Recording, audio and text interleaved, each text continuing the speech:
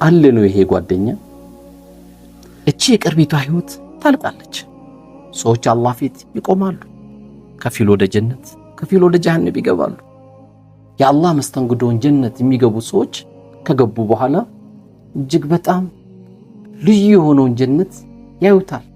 ከመሬት እስከ ሰማይ ስፋት የሆነው ሐሳብ የሌለበት ጭንቀት የሌለበት ደስታ ብቻ ያለበት እዛ ውስጥ ያለው ንግግር ሰላም ሰላም ሰላም የሚል ብቻ የሆነበትን ቤት ሲገቡ ከፊል ግን የአላህ ባሪያዎች ደስታቸው ሙሉ አይደለም። ጀነትም ገብተው ምን ነበረ እንዲህ ይላሉ ሐሰን አልበስሪ።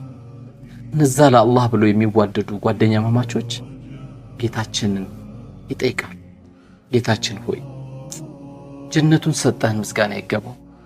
እነዛ ግን እንደኛው የሚሰግዱ እንደኛው መልካም ነገር የሚያሳልፉ የነበሩት ወንድሞች ጀነት ውስጥ አጣናቸው ብለው ሐዘናቸውን ይገልጻሉ።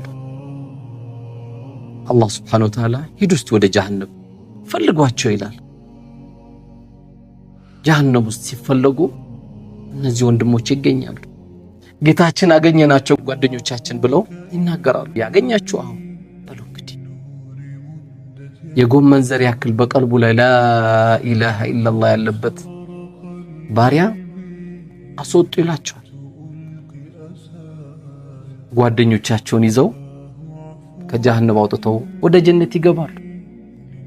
በዱንያ ላይ ያሳለፉት መከራ ጊዜ፣ በዱንያ ላይ ያሳለፉት የፍቅር ጊዜ ያን ይተዋወሳሉ። እነዚህ ጓደኛ ማማቾች ቤትህ ቤቴ፣ ደስታ ደስታዬ፣ ማጣት ማጣቴ፣ ከሞተም በኋላ ልጆቹን የሚከታተል ሚስቱን አብሽሪ የሚል ቤተሰቦቹን የሚከታተል ነበር። ጓደኝነት ተራ ነገር አይደለም።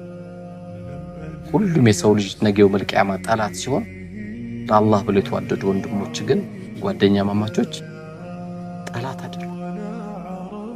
አለ ነው የጓደኛ እንዴት እናገኝ? የዚህን ሳምንት ጥያቄም እናንተም ፈልጉት። እስቲ እኔም ለነፍሴ አለሽ ወይ ልበላት። ትልቅ